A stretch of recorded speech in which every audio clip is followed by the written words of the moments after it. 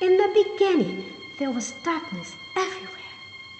Then God spoke, and he said, "Let there be light." On the first day